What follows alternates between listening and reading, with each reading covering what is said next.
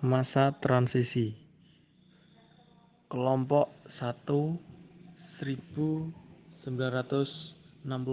sampai 1967.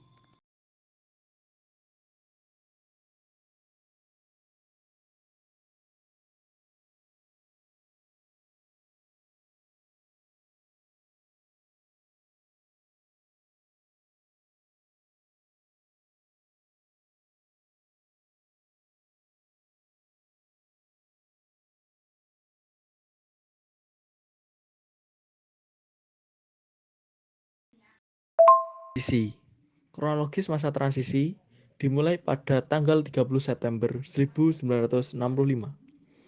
Terjadinya pemberontakan G30S PKI. Pada 11 Maret 1966, Letjen Soeharto menerima Super Semar dari Presiden Soekarno untuk melakukan pengamanan.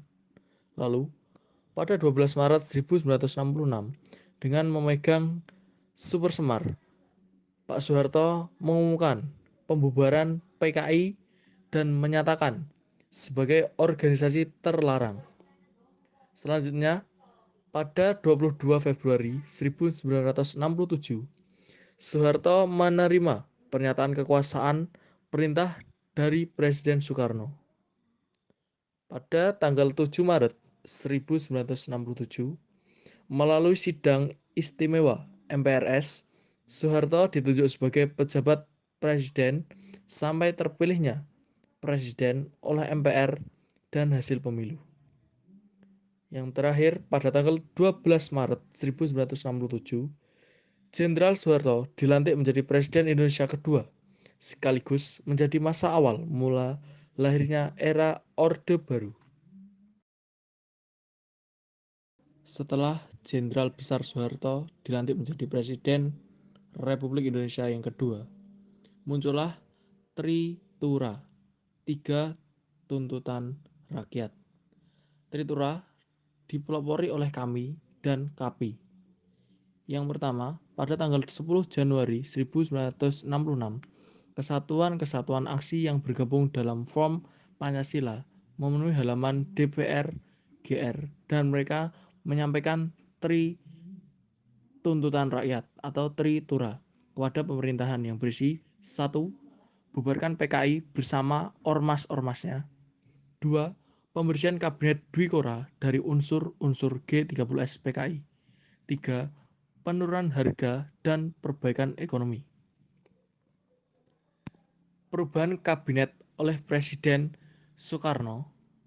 Yang pertama, perubahan kabinet tidak memuaskan hati rakyat. Dalam kabinet banyak tokoh yang diduga terlibat dalam G30S PKI.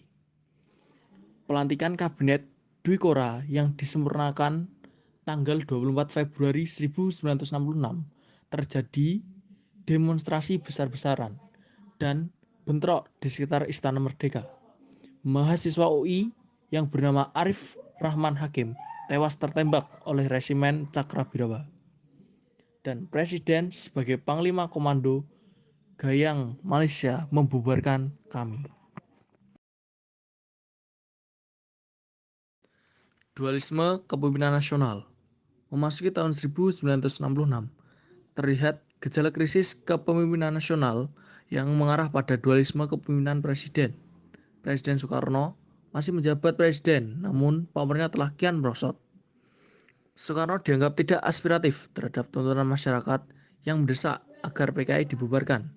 Sementara itu, Soeharto setelah mendapat surat perintah 11 Maret dari Presiden Soekarno dan sehari sesudahnya membubarkan PKI, namanya semakin populer.